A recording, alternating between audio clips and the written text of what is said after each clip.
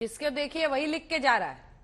निशान जी लिख के गए अंजना जी देखिए, केजरीवाल जी लिख के देंगे कि 10 साल के अंदर मैं अपनी इनकम से क्या कोई अच्छा सा बंगलो खरीद सकूंगा कि नहीं। यार ये जो गलत बातें, झूठ बोलना, बार बार बोलना, जोर से बोलना, ये अरविंद एडवर्टाइजमेंट पार्टी कर सकती है। हम मुद्दों की राजनीति करना चाहते हैं। अंजना जी, बीजेपी बार बार बोलती है विकास मॉडल, गुजरात मॉडल, विकास मॉडल। ये देखिए, ये मोरबी ब्रिज का भ्रष्टाचार रूपी 135 लोगों की गुजरात में जो हत्याकांड हुआ, इसका करंट सिनारियो आप भ्रष्टाचार का देख लीजिए। ये भी है मोरबी का फोटो, ये भी है मोरबी का फोटो। इसके आगे मैं दिखाता हूं, ये है घूमते फिरते पशु। गुजरात के हर एक सिटी, हर एक टाउन, हर एक जिला और रूरल एरिया में हाईकोर्ट, गुजरात हाईकोर्ट की फटकार के ऊपर भी आज तक किसी भी महानगर पालिका, नगर पालिका ने एक्शन नहीं ली। इसकी वजह से ऐसे छोटे छोटे बच्चों की डेथ होती है, उनकी आंख फूट जाती है, लोगों की डेथ हो रही है।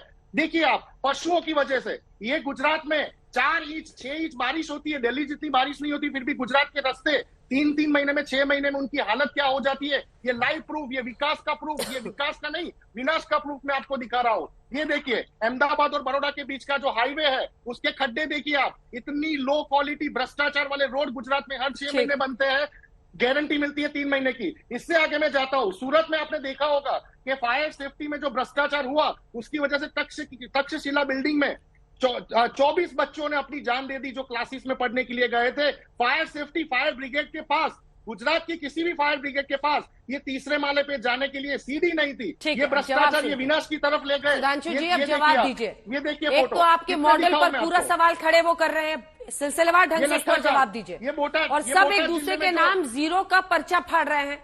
आप अक्सर डबल जीरो वाले चश्मे की बात करते हैं, लेकिन आपको तो सर पता नहीं कौन सा चश्मा लगा है। आपको तो आम आदमी पार्टी दिख ही नहीं रहा है, आपको तो लग ही नहीं रहा है कि आम आदमी पार्टी भी इस बार लड़ाई में है। आप कह रहे हैं कि आपको आम आदमी पार्टी दिख ही नहीं रही है। वैसे संख्या,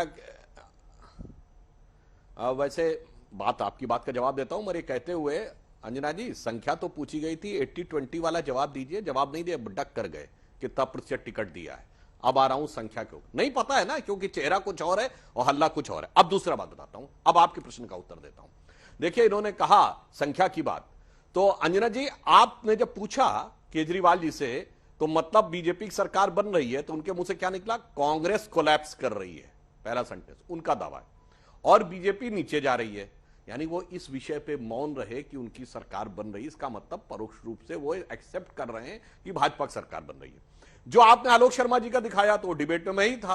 आप याद करिए, उन्होंने लिख के दे दिया कि आम आदमी पार्टी की 0 सीटें आ रही हैं, मगर जो अपनी पार्टी की सीटें मांगी थी, जब हम लोगों ने हंसते हुए कहा था वो लिख के दे दीजिए, तो वो उन्होंने लिख के नहीं दिया था। मतलब बहुत साफ है कि दोनों पार्टियां प्रकट रूप में, जो मीडिया में सार्वजनिक रूप से दिख रहा है, उसमें यह बात मान नहीं है कि भारतीय जनता पार्टी की सरकार है, और बाकी एक दूसरे के ऊपर हवा में जो भी लठ भांज रही है वो सबको दिखाई पड़ रहा है, उसमें कोई किंतु परंतु नहीं है। जहां तक आरोप प्रत्यारोप की बात है, तो मैं सिर्फ यह कहना चाहता हूं कि कौन कितना गंभीरता से अपनी बात कहता है, यह जनता ने देखा है। कांग्रेस ने तो घोषणा पत्र जारी कर दिया है, क्या कहा है कि गुजरात में 3000 रुपए बेरोजगारी भत्ता देंगे।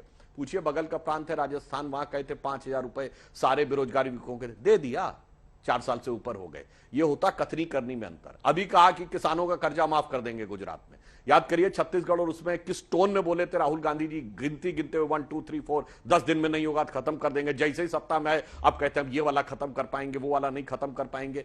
इसलिए इनकी विश्वसनीयता पूरी तरीके से दोनों कांग्रेस पार्टी की ध्वस्त है। और आम आदमी पार्टी तो मैंने कहा ही है कि वो 2.5% से शुरू होकर केवल अपनी उपस्थिति दर्ज कराने के लिए सारा काम कर रही है।